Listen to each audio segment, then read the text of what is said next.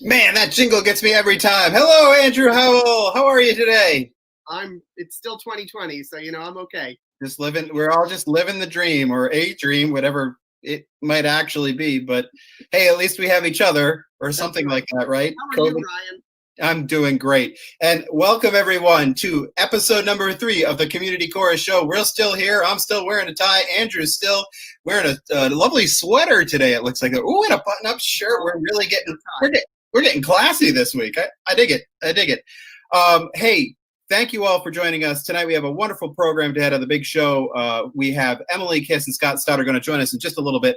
And we are so thrilled to have them here on our 3rd show of this great series.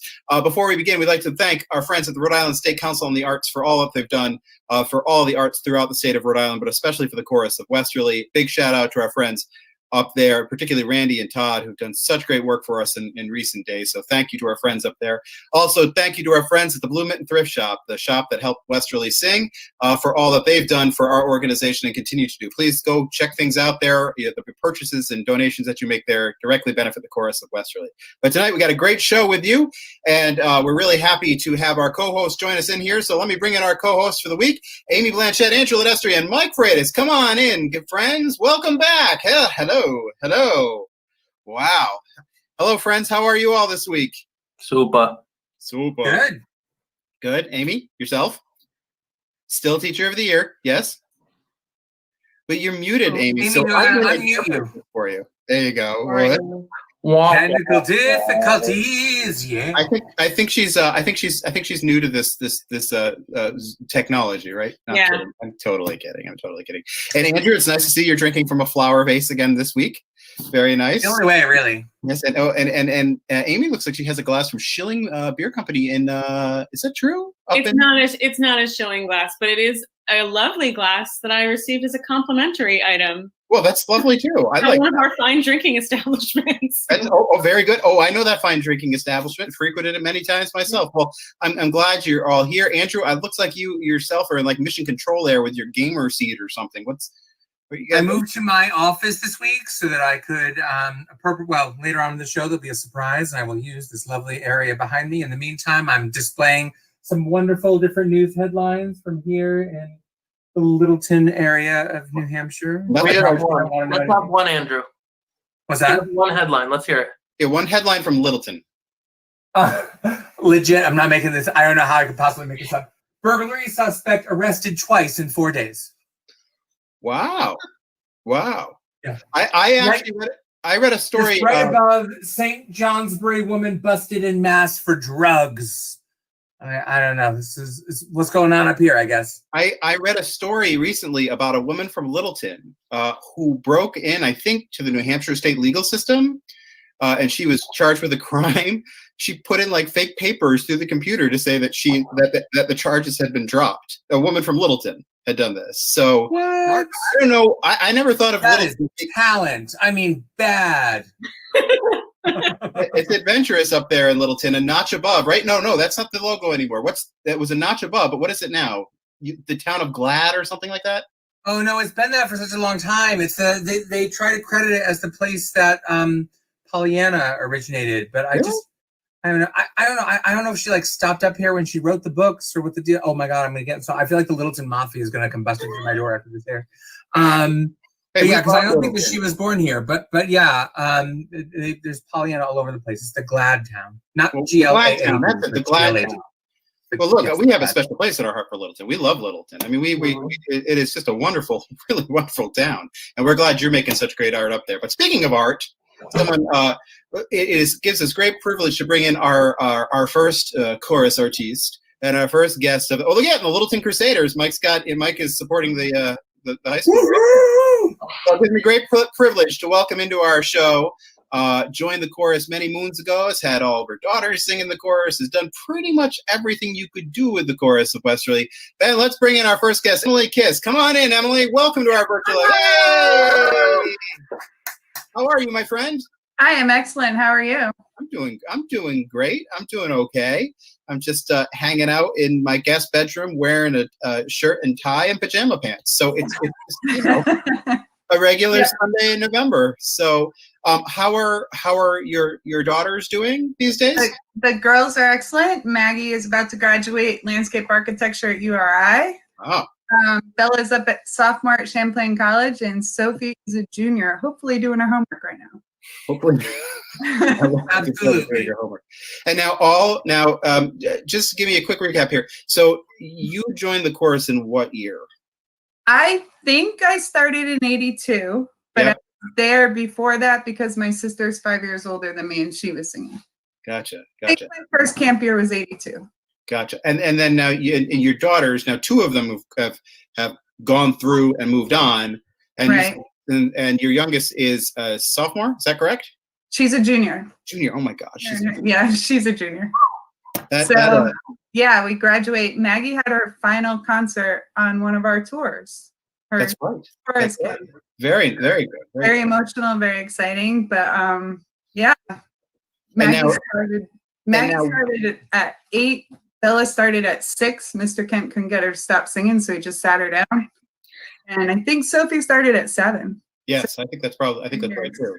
And now, and also you've had other family members sing in the chorus, right? My sister sang in the chorus. I always thought you were a family member until we're fake family members. Yes, we'll acknowledge family members. My almost cousin. I've had my Uncle Happy was one of the original singers. My Aunt Chrissy works for you guys now and volunteers. I always say it's like me and 200 of my closest family members. A lot of family members in the middle. I mean, I babysat for Ryan. I babysat for Aimée. That is true. That is a first on one of our shows. We have a former babysitters here in with us. And then Andrew babysat for us. You're also a fine chauffeur, Emily. Oh, thank you. And so, speaking of people you get to babysit, it gives me great privilege to maybe bring in our next guest here, and live from the Westerly Studios. Let's bring in Scott Stoddard to join you right there too. Welcome. Greetings. How are you, sir? How are you doing today? I am excellent. Thank you very much. Thank you for having us. Oh, we're delighted to have you. And I'll start with the same line of questioning that I just did with Emily. How are your sons doing? My sons are doing very well. Sam is a freshman physics major up at Clarkson University, hoping to be playing more lacrosse for 4 years. Aiden and Noah are juniors at Amherst High School and weaving their way through the COVID restrictions of New York State. Are they actually in school or are they virtual schooling? They are hybridized. So they are in school 2 days a week and out of school 2 days a week and a day of independent learning. Gotcha. Interesting. That's a very interesting thing. And so just giving quickly a little recap on your history. So you joined the chorus in 1980, is that right?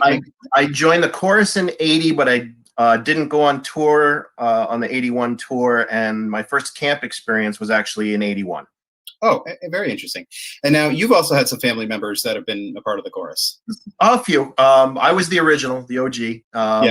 After right before we went to Italy, my mom joined, and then after the Italy tour, my father joined, and he is still singing. And my last stepmother, Jeannie McLaughlin, is still a singer also. It's just all over the place. And Scott, we had the great privilege of having Scott's parents, Ginny and John Wilkes, be Michael and I. They were our foster parents in the last term. That made Scott essentially our foster brother. And as you can see, he educated us very well in many things along on that. You can see the gray hair that it gave me. Yeah. Well, thank you for joining us today. Really, tonight we and for our co-hosts all here, I'd love for you to jump in with questions as you have them. But the two of you combined probably have 50, 60 years of history with the chorus of Westerly. So that must make you 82 and 86 or something like that, right? Is that about right? This is my 38th year involved with the chorus. Wow. And so it's his 40th. Back when did they have the color televisions back then, Scott? Or we had a color television, but we still had the wheel at the top that had two. And it was polyphony back then, right? Thank you, Michael. Yes. Polyphony was just invented back in the. I don't even know what that means, but I like it.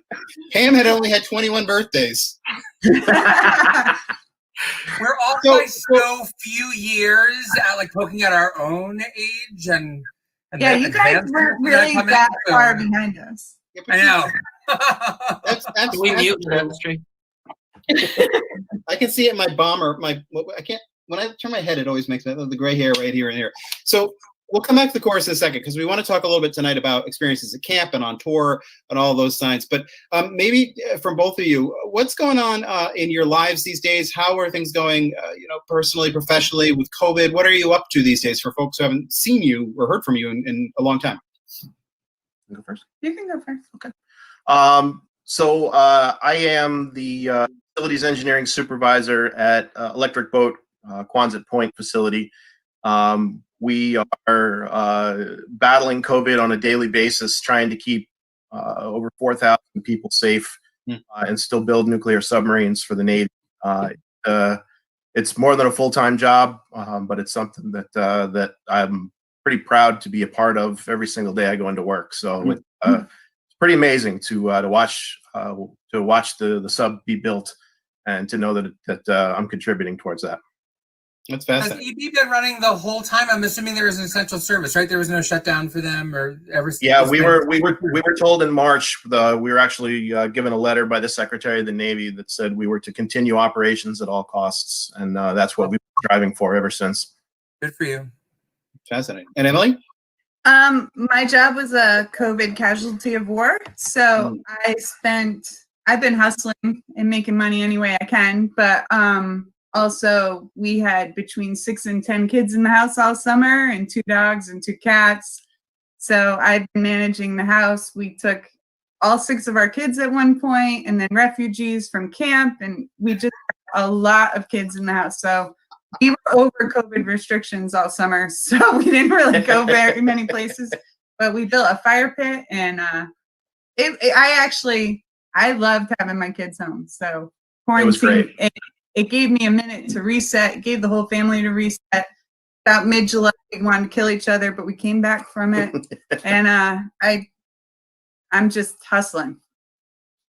Cool. Well, I saw so many of the pictures from your house over the summer, and it did look like beyond your children there, it kind of looked like Emily and Scott's, home for wayward chorus or camp souls. That yes, the place absolutely to be. And I think that was great. And all of your kids are their ages cross a little tiny bit, right? Yeah. So the twins and Sophie are the same age. So Aiden, Noah, and Sophie are the same age. They're all juniors. Then it goes Sam, Bella, Maggie in terms of age. So we have 6 kids between 16 and 21. Wow. And they all get along. And they all get along, thank God. Well, that's good. I was going to say, I hope your liquor cabinet is well stocked, but I mean, I kind of. Thank you, our Jedi Masters. Well, I think I'm so again delighted that you're here, and because some of my very happiest memories, and I'm sure the other 4 here would agree, in our life are with the chorus, and in almost every case, one or both of you is part of that story or there as well. So I think let's start a little bit with camp, and maybe go back to kind of the beginning, and maybe think a little bit about when you first started. What was your first year, a couple of years like? And I know you have family that's in the chorus now, but were they, Scott? You said they weren't there. So what was it like when you first sort of, got into the chorus, got to camp? What was that feeling like? My first year, my mother told me not to worry. My sister was going to take care of me. Everything would be fine. And we got off the bus, and my sister completely ignored me. Cried myself to sleep every night. I just had never really been alone, and my sister acted like I was like this alien, and she couldn't get close to me. I got off the bus, and my mother didn't recognize me because I never used my hairbrush. Wow. As the years went on and we got to know everybody, I think camp was amazing. I mean, I remember when I turned 13, every time there was an adult around, I swore because I was somewhere where my parents were. So I the SHIT word was like my big thing, and I was rebelling at camp in cabin 40. You know, we had so many awesome experiences at camp, and it snowed one year. The adults back then, when we were little in the 80s, the adults would put us to bed, and then Mr. Kent and Mr. Ainsworth would have like jazz sessions, and like they would have so much fun, and we'd hear the music. We'd try to pretend we were sleeping. What do you think? Yeah, camp is probably the single most special collective of memories that I have as a child. I don't remember this specifically, but my first year at camp, I did not change my clothes. So Entire week. I came home with a clean suitcase and a dirty, very, very dirty pair of jeans and a plaid chamois shirt. That changed, thankfully. I think everyone's probably thankful for that. And the younger years at camp, I remember the ghost walks, the Tinker ghost walk. I will forever have nightmares about Jane Barber in the rifle range. Snipe hunts with Pete Kashulik. Pete Kashulik at the archery range. So when we were kids, they actually still did archery and let you shoot arrows. I think Caswell Cook is one of the main reasons that they don't let us do archery anymore. And I'll never forget Pete Kashulik's huge tenor voice just booming over the entire camp from the field down below the flagpoles, just bellowing, "Caswell, your ass is grass and I'm a lawnmower." So that gives you some idea of what happened that day. Yeah, I can. Yeah. The other very clear memories of when I was younger at camp are of Danny Selico and David Kent terrorizing us to a certain degree. I remember David Kent going over the waterfall in a kayak. Going over the waterfall on a kayak? Yes. On purpose? Yes. Oh yeah, he wanted to see if he could make it all the way to the lake.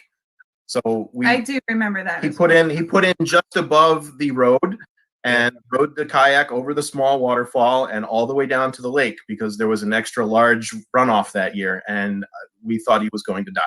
I'm pretty sure that's SEAL training. Multiple times. Wow. Yep. I also remember rowing David halfway across the lake while his arm was looped around that kayak and it had sunk into the water.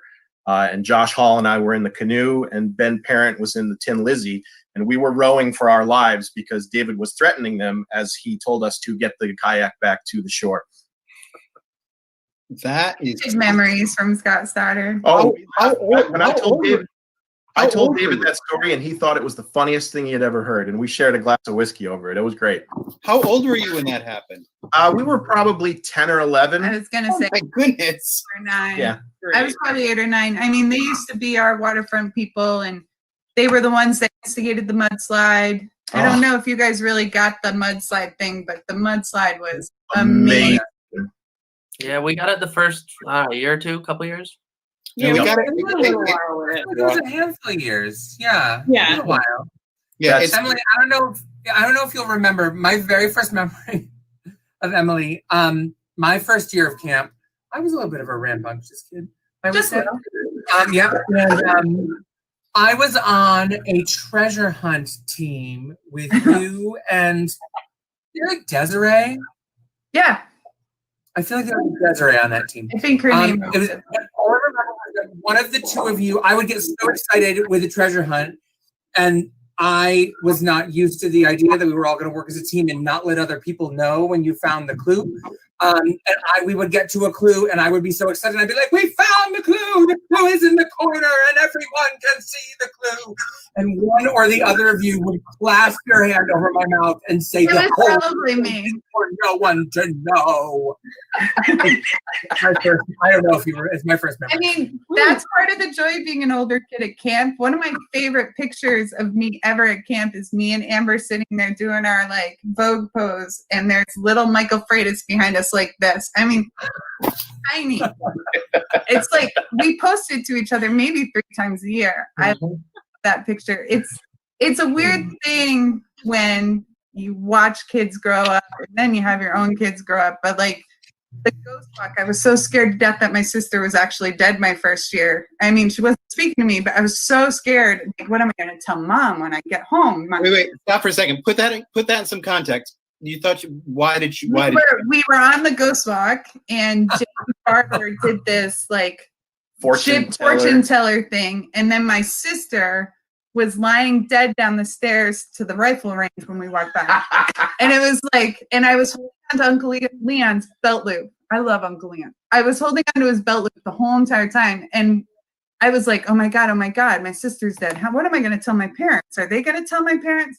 And then we went to the rifle range, and I just panicked and I froze. And Uncle Leon kept on going up. He was telling the story. He kept on going up the hill, and I had his pants in my hand, and he was up at the top of the hill. And I was like standing there like frozen. And I don't remember who finally was like, Emily, get the pants up, pull the pants up. And I pulled Uncle Leon's pants back up with the suspenders. And we just kept on going through the ghost walk.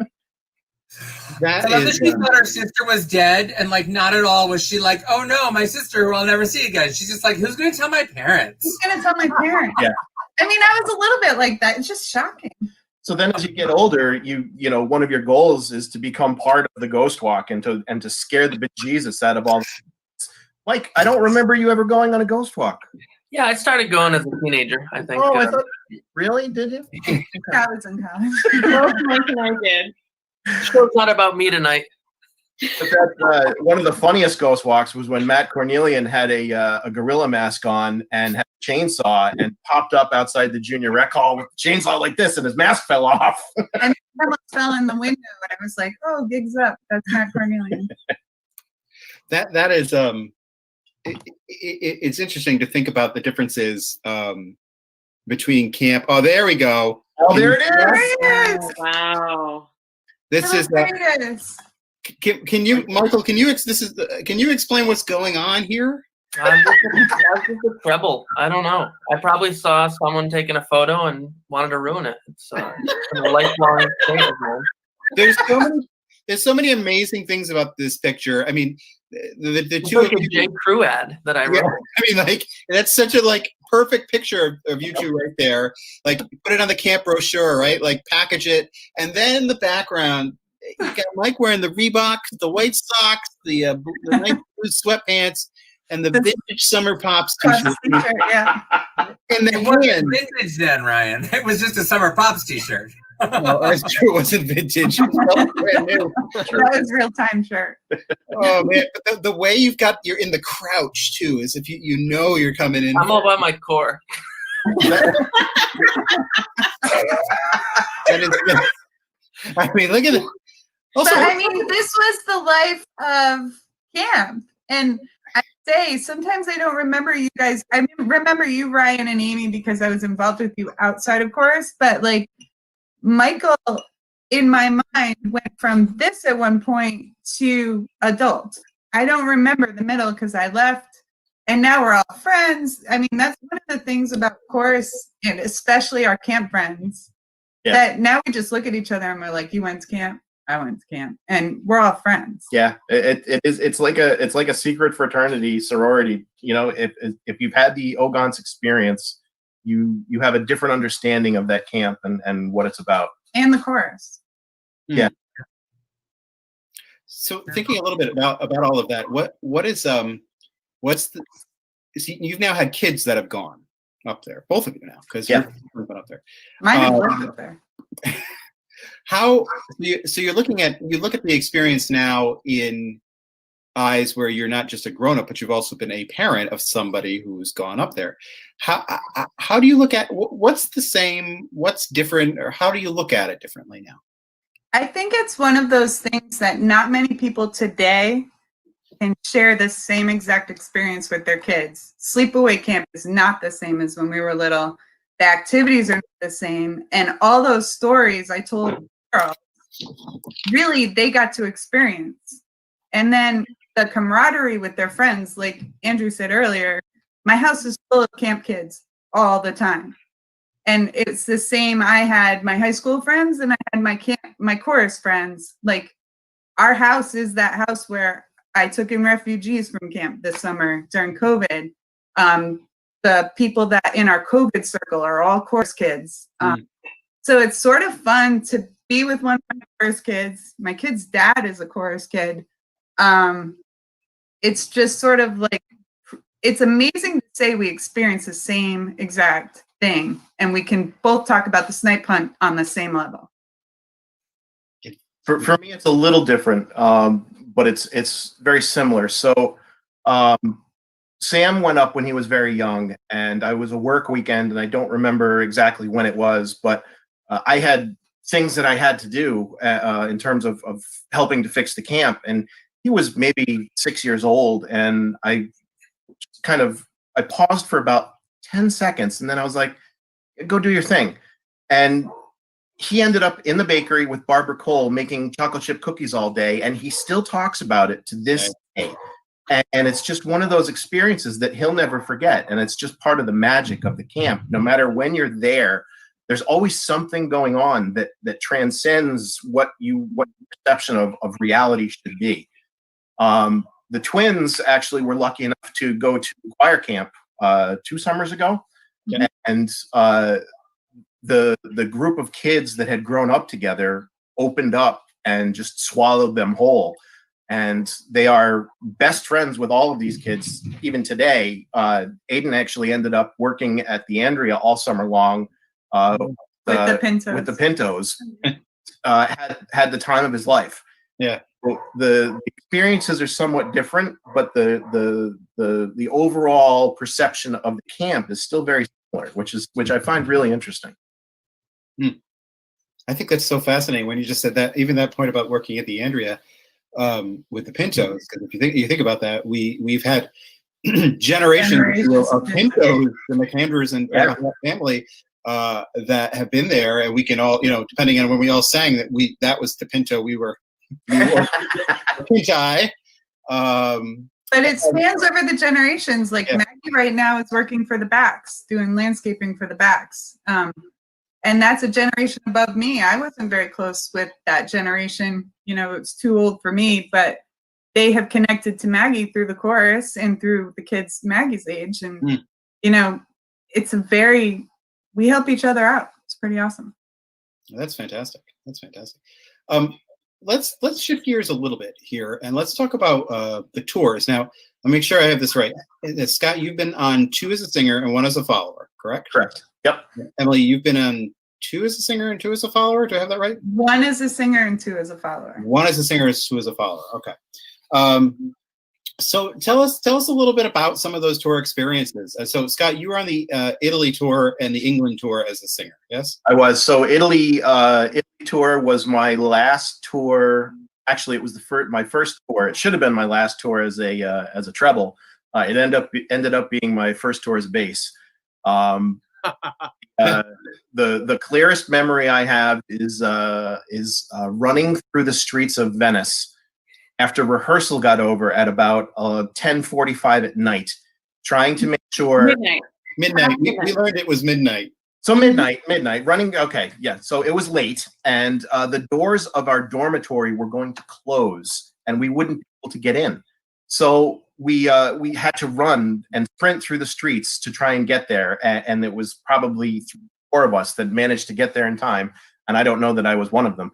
But we managed to hold the dormitory doors open until the rest of the chorus could get back and go to sleep. The interesting thing about Venice at that point in time also was that they turned the water off for multiple hours during the day. And Josh Hall and I were very frustrated that we couldn't wash up in our bathroom, so we left the water on.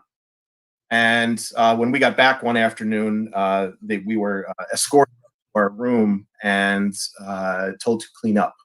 And there was about 2 inches of water flowing out of our room floor out in the hallway.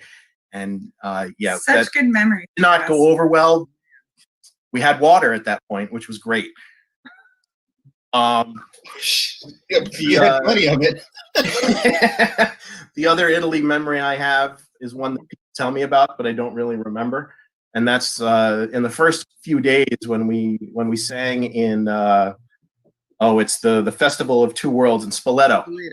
Did the Dvorak Requiem, and we did it with the choir from Westminster, and we had a Russian director, and I don't remember his name, but he was an interesting character. The first 3 days of the tour, I didn't realize that you could order water without gas, without bubbles in it. So I just didn't drink water. I drank Coca-Cola when I could, and ended up almost passing out into the horn section during the middle of the concert. And if Ben Parent and Matt Cornelian hadn't grabbed me, I would have ended up in a tuba. So that was an interesting experience as well. Wow. And Emily, so you first went on that's astounding, by the way. I'm just wrapping my brain Such around good memories. Coke and nope. Isn't it funny though? It's everything for you surrounded water. Everything was about water. That was like your spirit element. It must be. It must be. So we move ahead in time just a little bit. We go to 1995, in which most of us, except for poor Andrew Howell, he joined like a month after we all got to go to England. Oh, it was such a good tour. He had his revenge. He became music director. Now we tour all the time, sort of. This is true. So let's fast forward to 1995.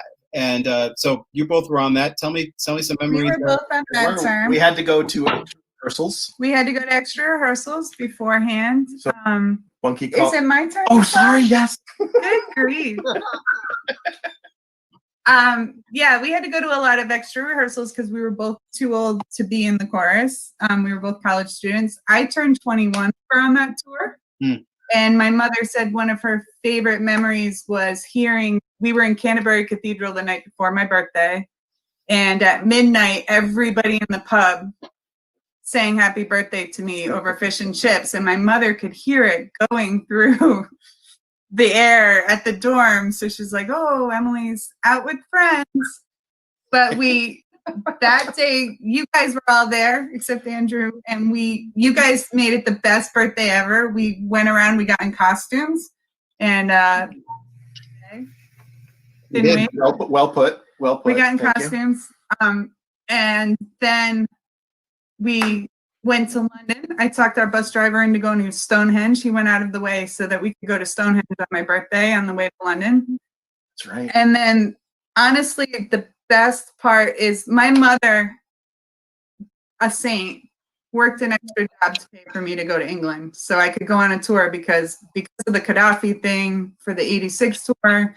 I couldn't go. She didn't want me to go by myself. So she worked really hard overnight to pay for me to go.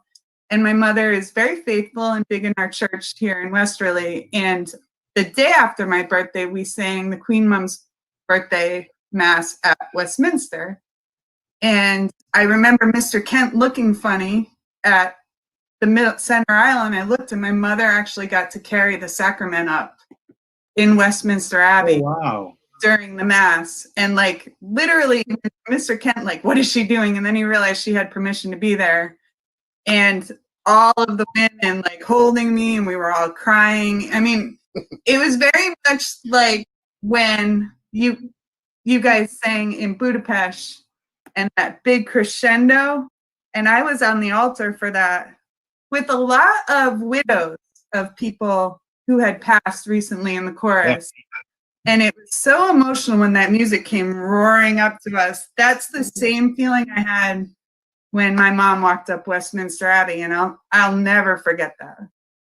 That's an amazing story. And also, you're both of your parents, but your mother is a walking saint amongst us too. I mean, it's the mother of the fact. I know how, you know. Obviously, I've known your mom since I was born, But I did know somewhere in my head, maybe for the story, I just remembered that she did do that, but I didn't know the backstory really. But I mean, like, it just happened by accident. They walked up to her and asked her if she wanted to do it. And my mom says she's not religious. She's just faithful. And to see her do that, you know, after all this work that she did to get us there on the tour. And I have to say, I was a 21-year-old college student. I wasn't nice at all times. I wanted to play with my friends. And, you know, I was having so much fun on that tour with Amber and Scott and everybody that was there. To have that moment with her, it's something I'll always remember. It's just really, really beautiful. And very, very, very quickly, any memories of the last recent tours that are happy, or have you talked about the Budapest, the Matthias Church, or All sad. we're sad? It's all sad. It's all sad. No. Oh, go ahead.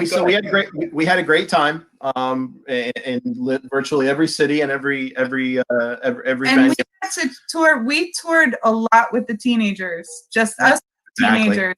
And I have to say, when we went to the concentration camp, watching all the teenagers lean over, and they've got this monument that they keep at body temperature. We were standing there and we got to take a picture of all the teenagers lean over and feel that heat. Yeah. And I mean, we had lots of fun. There was tons of fun. But that was one of the most powerful moments I've ever experienced. Right. And our tour guides, because we were with teenagers and Scott and I were like, go, we got different tours. Like we went and saw the measuring stick on the side of the house where everybody measured their fabric before they got paid for it. I mean, we got to go see things that not everybody else got to see because they were trying to keep it interesting for the kids. Yeah, Leipzig was an amazing tour, and we were completely separate from all the adult tours because they wanted to show the kids something different. It was really pretty amazing. And then at the end of the tour, or towards the end of the tour, we decided to try and do something special for the teens, and we took them to Legoland. We took them to Legoland. I remember that. Everybody was watching the dragon boats, and we were navigating the language barrier on the subway to get to Legoland. I am still very impressed by both jealous and impressed that took place. You also both kind of saved my life in the middle of a rehearsal. And Andrew Ledesser were there too, when we were in the church in Magdeburg, and I missed 3 steps and slammed my head into the concrete floor in the middle of rehearsal. And then you 3 and I think Ashley Shea were around me so fast. And I do kind of remember being such in awe of watching the chorus. And then the next thing I know, I'll let it on now. It rang my bell more than I was doing. You could tell, and it sobered us right up because we were fresh from the beer garden. There was I know. Right across from the church. Joking. Well, I'm not going to the hospital tonight, but this is not for this conversation. But we did end up having to visit in the ER about 6 hours later. My favorite memory ever was the hospital. Yeah, that's a show for a different day. So. Yeah, different audience. Absolutely. Yeah, absolutely. Well, just wonderful stuff. But all right. Well, now we're gonna hit you hard, and we're gonna try. Yeah, we're going to go, and we're going to hopefully we'll get our co-host back in a second here. We're going to move to the amazing lightning round. Let's.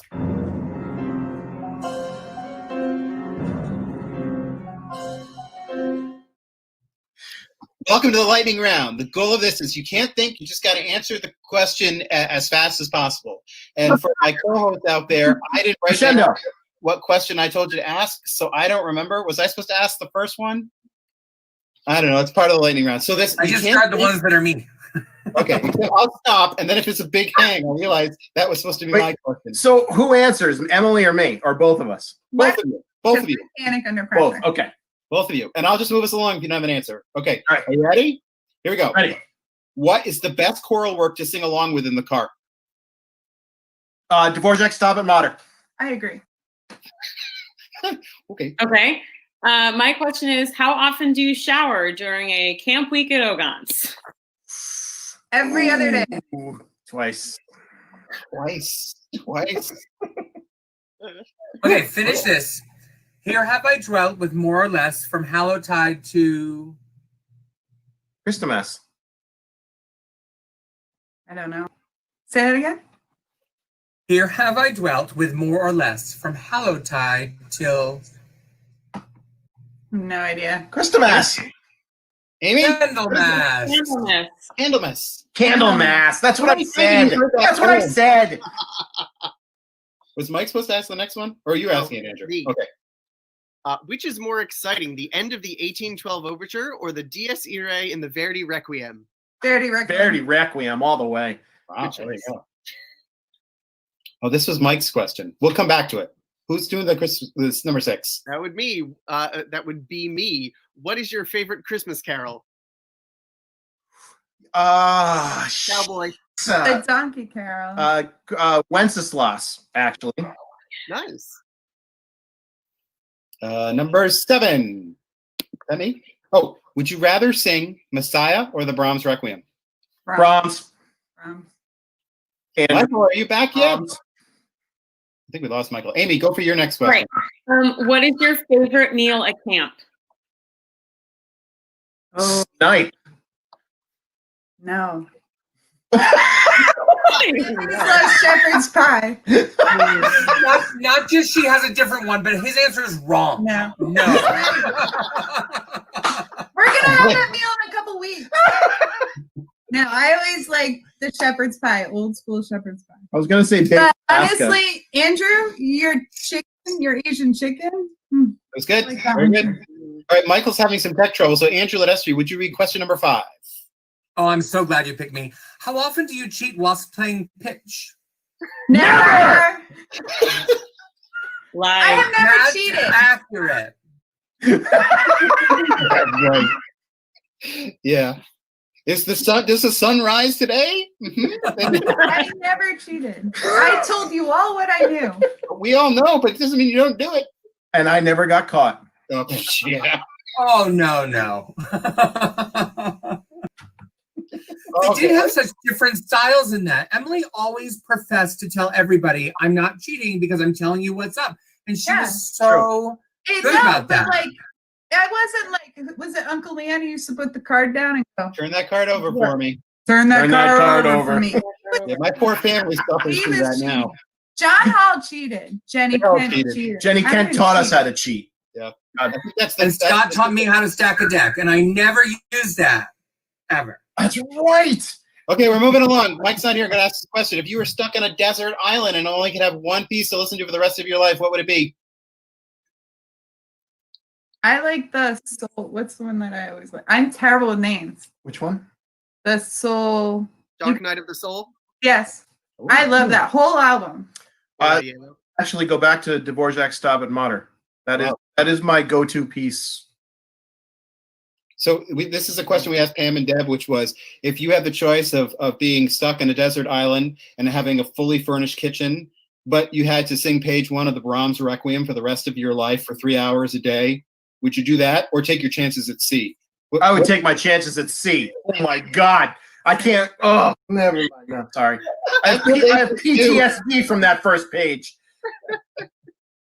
All right, this has been the lightning round. Yeah!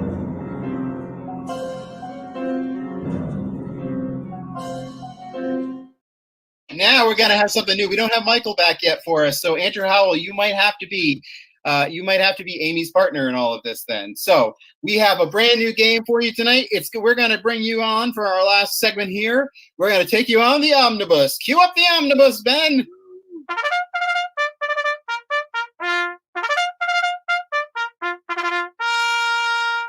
I actually had a kimono on that. I look so cute on Paul Davis's shoulders. I had a kimono for that picture.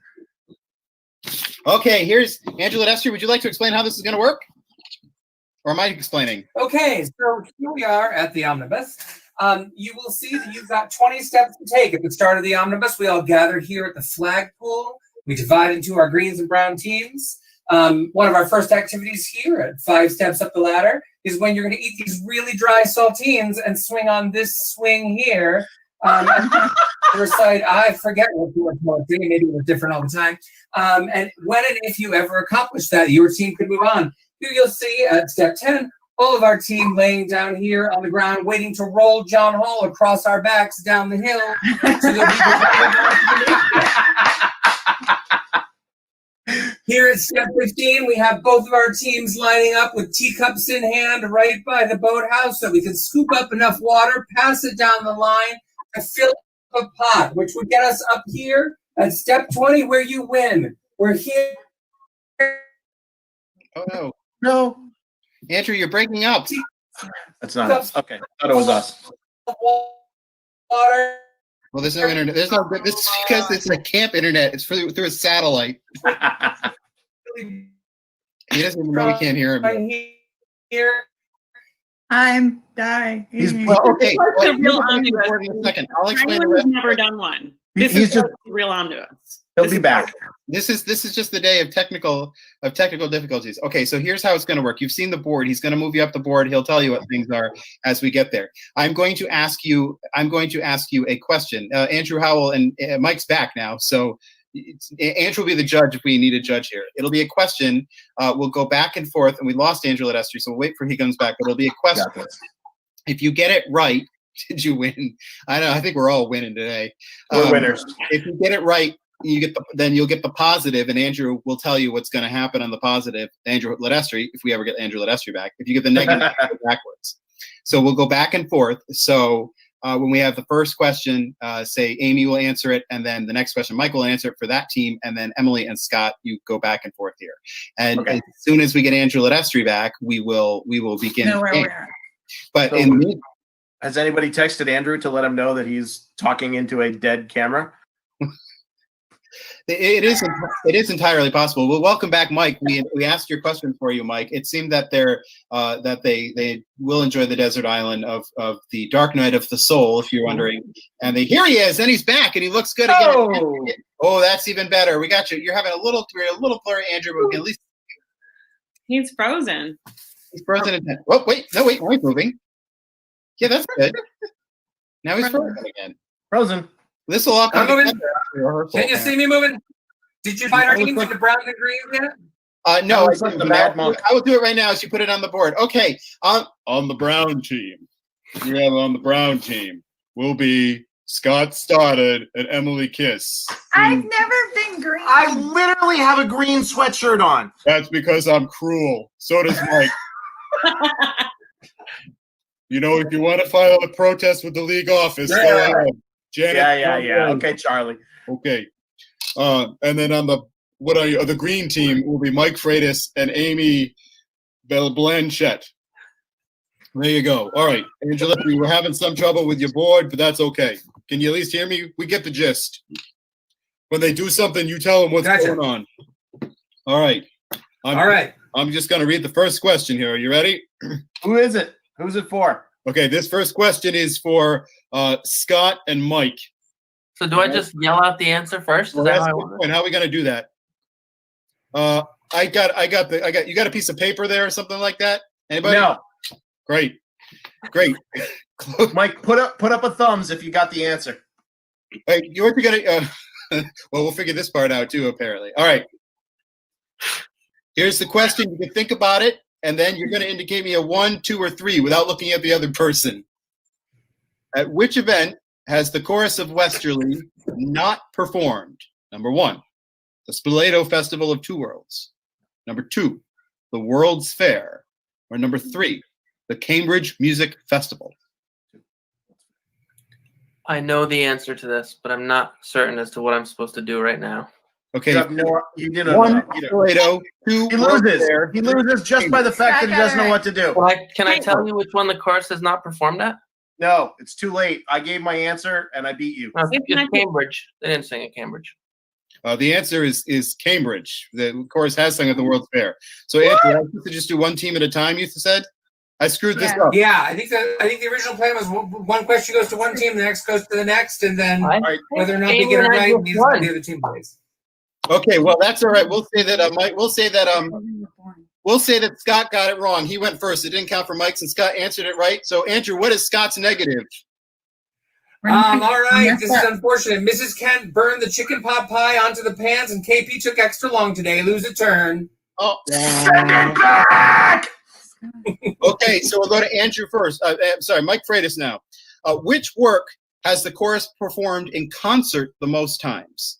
The Brahms Requiem, Handel Messiah, or the Beethoven Mass in C? Ooh, I'm gonna go with The right answer. Messiah. No, it's Beethoven, right? Beethoven, 19 concerts of Beethoven. Okay, Andrew, what happened? Pop, your snipe bag broke and a rock fell on the ground. You must have snagged it when you scooped him up. Cover your eyes. Go back 2 spaces. I think we'll leave him at the beginning. All right, you can stay there. All right, but Aimée gets a turn now. Which of the following musicians has I not lost my performed? turn because in you- What about Ken Hall? Emily? Why doesn't Emily get a turn? Because Scott sucks. Oh, right. Skip to turn. I forgot. Which of the following musicians has not performed in Kent Hall or any name of it? Pete Seeger, Yo-Yo Ma, or Joan Baez, which has not performed in Kent Hall? Pete Seeger, Yo-Yo Ma, or Joan Baez? I'm going to say Joan Baez. That's correct. That's correct. Andrew, she gets a positive.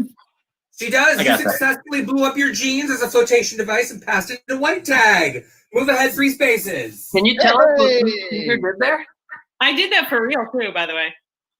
Me Okay, too. this one is for Emily. You're back on. In Father Christmas's farewell, how many times does Christmas say, "Now have a good day"? Oh my God, that's not fair. Or Not 9? enough times. It's multiple What was times. it? 5, 7, or 9? 5? It's somewhere between 5 and 100. 5, 7, or 9? I'm gonna say 7, Ryan. Hey! It's true. Mail call. Mail for you. This one smells of perfume. Congratulations. You have survived being embarrassed at mail call. Move ahead 3 spaces. All right. Yeah. There you go. All right, we move on to Mike. Mike. Because I lost my turn. Scott. I'm ready. Who was the patron saint of the church where the chorus sang in Orsay, Italy on July 17th, 1987? Was it Ulrich, Peter, or Paul? I know this. I'm gonna go with Ulrich. Andrew? Correct. It is correct. It looks like the rose that they found in the chorus freezer from 12th night and then sent to camp was thawed one too many times. Good thing you didn't eat any. Move ahead 3 spaces. All right. Was there Right government? up there with the government surplus. All right. This is for who's up next? Scott, right?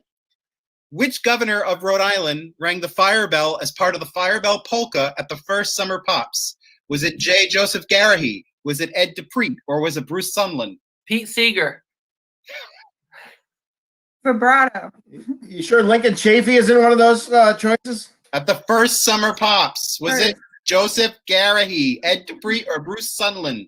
I have no idea who the We're governor from was. in the 80s. Stonington. We know We're from Connecticut. I'm sorry. We don't. Question is void. this So answer. pick one. A. Correct. It was Garrahy. Positive. Andrew, go ahead. It's exciting. Ghost walk time. You've made it, kid. It's your first year on junior staff, and you get to hide in the woods, making werewolf noises and beating a tom-tom. What even is this ghost walk theme? Move ahead 1 space. Woo! All right. Who? Aimée, right? You keep Why do getting we them only get 1 space? because that's what he said. That's how the question runs. You can file a complaint with Andrew Howell. Which Game work? rigged. Which you keep getting the knots, Amy. Which work was not premiered in the United States by the Chorus of Westerly? Dyson, Street Thames Run Softly, Vaughan Williams' Sea Symphony, or Stanford Songs of the Fleet? Sweet Thames Run Softly, Sea Symphony, or Songs of the Fleet? I'm I gonna know this I'm gonna one. go with Sea Symphony. That's correct. Excellent. Your cabin wins inspection for a 3rd day in a row. Thankfully, no one looked under your mattress where you shoved all your mess in 3 minutes before instructional swim. Move ahead 2 spaces. Andrew, where are they on the board now? What are we approaching? All right. So I want to make sure I have my teams backwards. Are Aimée and Michael are the green team? Yes. Okay. Aimée and Michael on the green team, they're at 8. And Emily and Scott on the brown team, they have 4. But there's still a possibility for either team to win this. Excellent. All right. Who's up next? We're going to Michael? Is that right? Or no? Emily. It's Emily. my Okay. turn. How old is George E. Kent as of today? 83, 81, or 80? He's got to be 83. That's correct. Nice. Good. counselor's night on the last night of camp, and finally you get to let your hair down and eat popcorn and play cards for an extra 30 minutes after taps in the dining room. This is living. Move ahead 3 spaces. All right. Nice job, baby. All right. This one is going to Michael or Amy? Michael, okay. What family, meaning the last name, have we had the most of in our history? So singers, how many of us? Is it Utter, Collins, or Brown? That's a great question. It's not Spanish. After commercial break. No, man. I'll go Utter. That is incorrect. It is Brown. There have been 14 Browns in the chorus. It's unfortunate. There's 2 bugs floating in your bug juice today. Brown. Hang on, you gotta get your negative. Go ahead, Andrew. There's 2 bugs floating in your bug juice today. Is that what Pam really meant? Go back.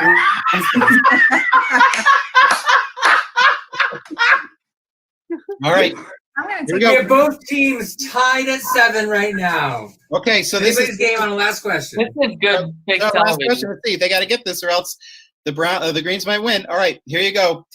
How about this for number 10? Since the chorus of Westerly started, how many members have sung in the main program through 2019? So no foundation chorus, no people we just brought in for ringers. How many singers have we had? That's through 2019. So like that, not because we're in a weird season right now. So basically through last season. Is it A, 2161, B, 2257, or C, 2399? $1. 2161, 2257, or 2399? This isn't my question, right? It is. It is. Come on, guys. Why is it Amy's? It should be one of theirs. 2161, 2257, or 2399? I'm going to go with C. That is incorrect. Andrew, please read. You got caught sneaking out after taps on the last night of camp. Good thing you haven't Never gone back did. to the baby water balloons yet. Not that you would have used them. Move back 3 spaces. Yeah, What is the correct answer? 2257. I want to give you what the other numbers are. 2161 is the number the Federation was founded in Star Trek, and 2399 is where Star Trek Picard takes place. So there's my little Star Trek nerd. Wow. That's what you get for cheating at pitch. So there you go. Andrew, who wins our game? The green team wins with a total of 7 points, and the brown team trails behind with a total of 4 points. Oh, well, there you Let go. it be known that Scott got both of his wrong. All right. Well, thank you for playing the I had 3 questions. There, but yay! Hey.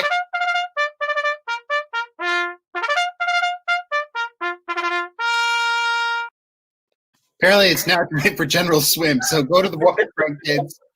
We can't swim till everyone gets down there. We're just at the end of the show. Thank you for playing this with all of us. But before we wrap up, just maybe a kind of quick closing question for you both. And this is a hard one, and you can take the time you need to answer it. But if you were out there in public and you just had to tell somebody about the chorus very quickly and what it's meant to you and why it's so important and why it's been so much of your life, what might you say to them?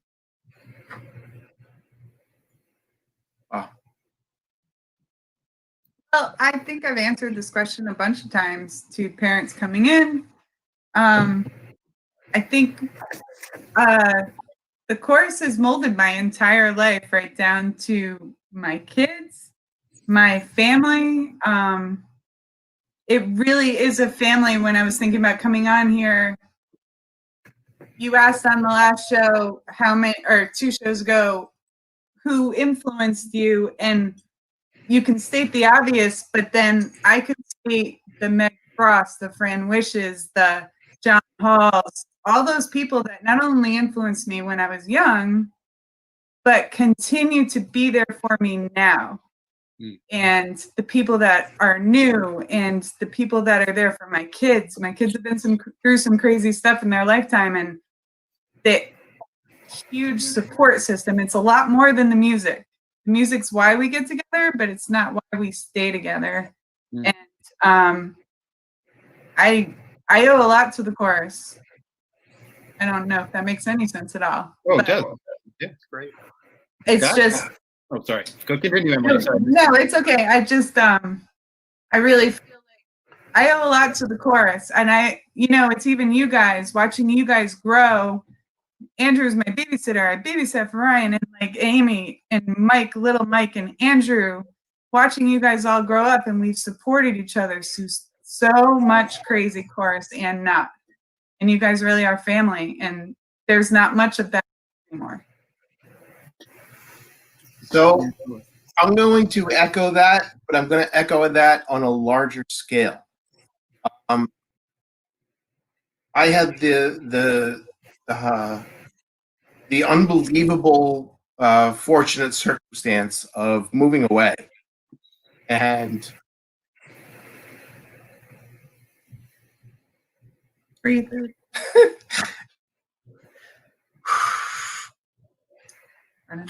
after my mom died, I didn't think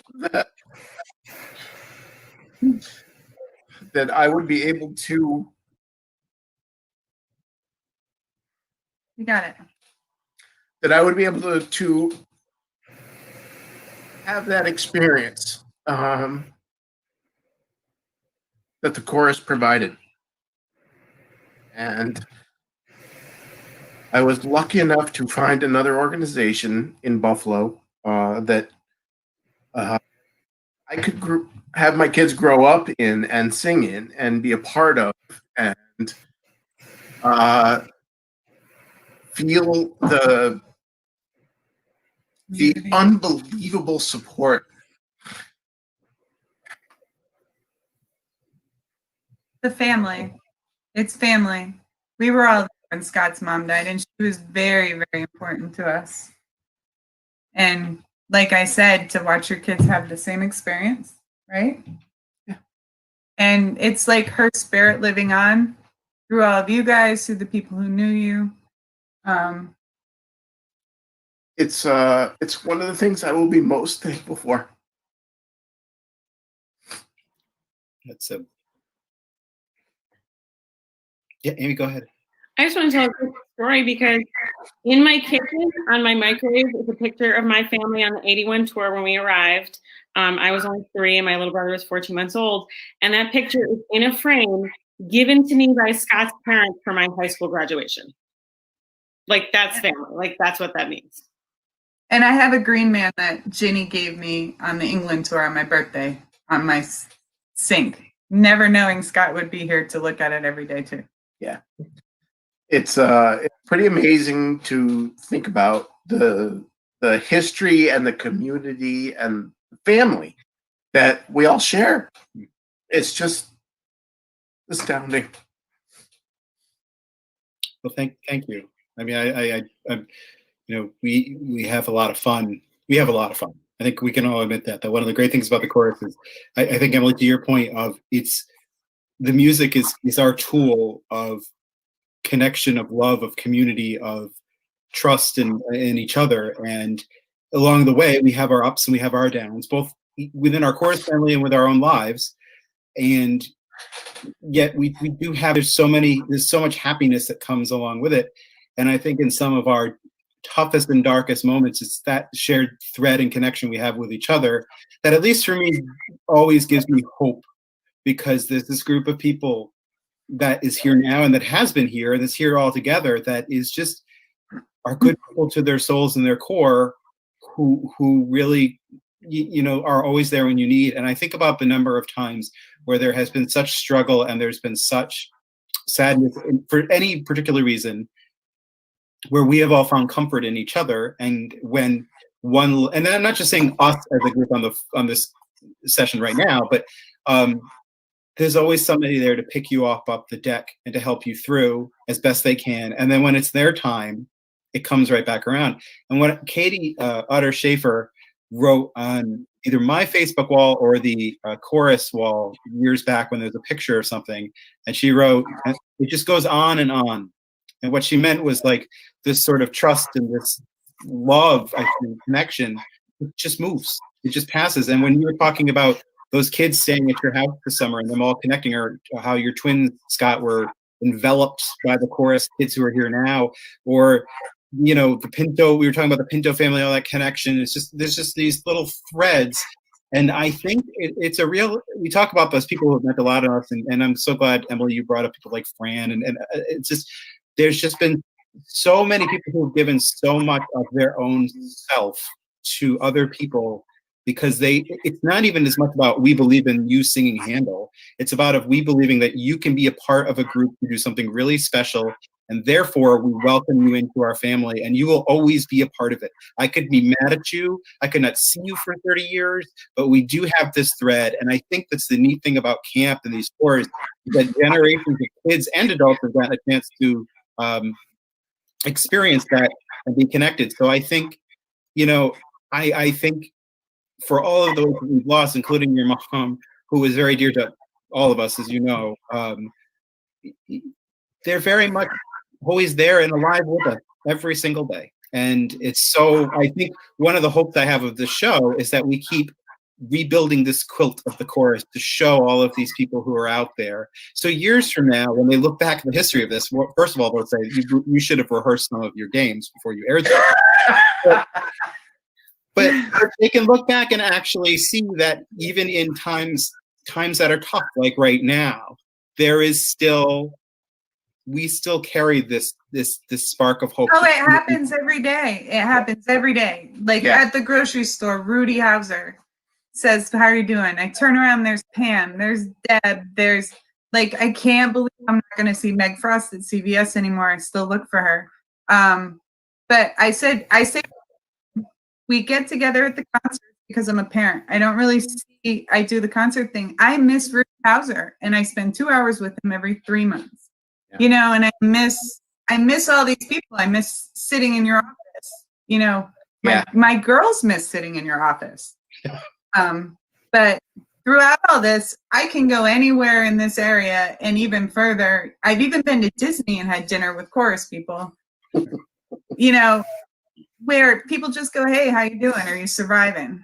And right now, it's really important. And the chorus people are the ones that are acknowledging me in those places. Well, it is a community and a family beyond any border that you can imagine. I think it's a great way to put it. Well, my friend, I thank you for being so candid, and also thank you for having some fun with us today. Please feel free to drink up as much as you'd like. I really do. No, I appreciate it. I think these are the kind of things. It is great. It is great fun. It is great fun to be with all of you all of the time, quite frankly. But and if this is sadly the way we have to do this for a while, but it is at least a way we can do this. But I think I want you both to know that Andrew brought up on one of our first show actually about people who impacted him, and he actually brought up some of us, and I'd like to say that to you too, because you took good care of us as kids, and on those tours you got us in a little bit of trouble, but we had a lot of fun getting into good trouble. Good trouble. Absolutely. But also entrusted us and have been there for us along the way, and that means a heck of a lot to all of us. So thank you. We love you very much, and to all of us, to everyone out there watching tonight, thank you for tuning in for this wonderful show. We're going to say goodnight for now, but again, please keep tuning in each week. We're going to have guests from Chorus Past, and we'll hear their stories, hear updates of what they're doing. I want to really thank again Emily and Scott. I'd like to thank our co-hosts tonight, Andrew times 2, Howell and Ledestre, Mike Freitas, and Aimée for all of their time with us here. And again, a big thank you to the Blue Mitten Thrift Shop and the Rhode Island State Council to the Arts. So my friends, thank you. Have a wonderful week. For everyone else out there on the internet, please share this, tell your friends all about it, or don't. Whatever you want to do is fine. Subscribe to our YouTube channel and tune in on Wednesday night for our Wednesday night lecture series. The Chorus of Westerly will be back as soon as we can, but in the meantime, we're here live in the comfort of your own living rooms or wherever you watch this stuff on your computer. I don't know. Anyway, on behalf of Andrew Howell, Aimée Blanchett, Andrew Ledestre, Mike Freitas, Emily Guest, and Scott Stoddard, we thank you very much. Have a wonderful night, and we'll see you next week. Cheers. Thank you, Ryan. Thanks, Ryan.